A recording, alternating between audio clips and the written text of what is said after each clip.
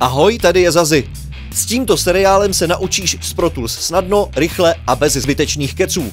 Poslední 11. díl první série tě seznámí s technikou, která je u profíků naprostou samozřejmostí. Stejně jako scrubbing, její zvládnutí vyžaduje určitý trénink. Ale jak se říká, no pain, no gain. V 9. a 10. díle je vysvětlený způsob, jak si efektivně a funkčně vybrat části skladby.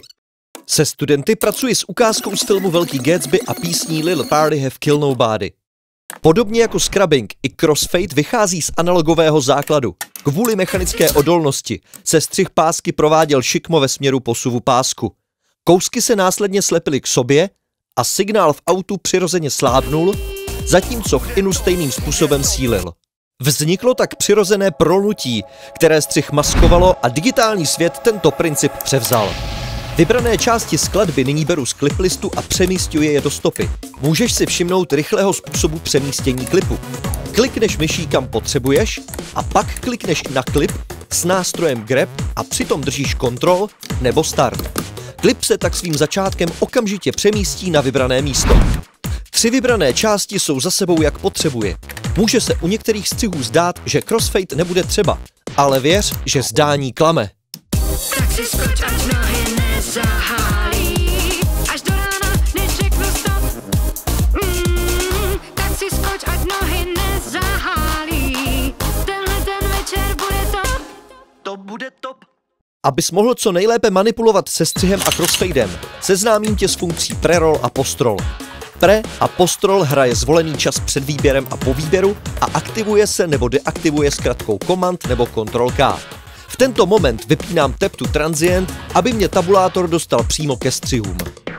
Aniž bych nyní musel měnit hloubku zoomu, Pro Tools hrají 3 vteřiny před střihem a pokračují dál. Protože jsem si všiml rytmické nesrovnalosti, využívám grafických možností digitálního audiosvěta a tento problém snadno vyřeším. In-point druhého záběru obsahuje stejný zvuk jako out prvního záběru. Mohu tak docílit rytmické schody díky pravidelnému kopáku. Crossfade pak zkusím udělat před místem střihu. Jeho délku vidím nahoře na hlavním počítadle.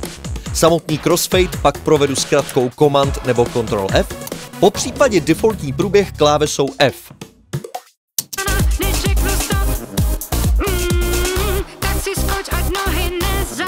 Díky funkci pre a postroll slyším příslušný crossfade včetně potřebného okolí. Když by byl pre a postroll vypnutý, slyšel bych pouze výběr, v tomto případě crossfade. Tak si skoč, ať nohy nezahálí, tenhle ten večer bude top. To bude top. Tvar a průběh crossfadeu pak můžeš měnit tahem myši s nástrojem Grab nebo Trim. Další možností je dialogové okno. To otevřeš dvojklikem nástroje Grab na příslušný fade. Podobně jako je samozřejmé provést crossfade u tzv. Neslyšitelných střihů, provedu i fade-in na samotném začátku. Pojďme se ještě podívat na prolnutí mezi druhým a třetím záběrem.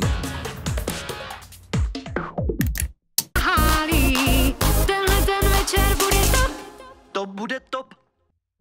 Pochopitelně stranou pozornosti nemůže zůstat ani fade-out na konci sekvence.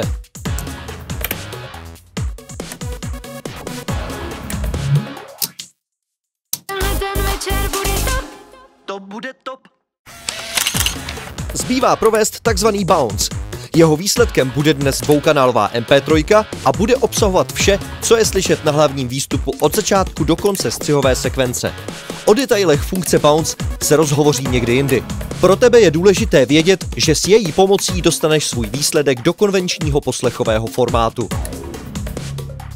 A je to.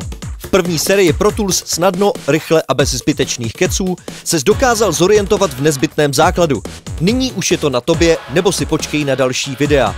Piš zprávu nebo komentář, ať můžu připravit přesně to, co chceš vědět. Rychle, kvalitně a v češtině.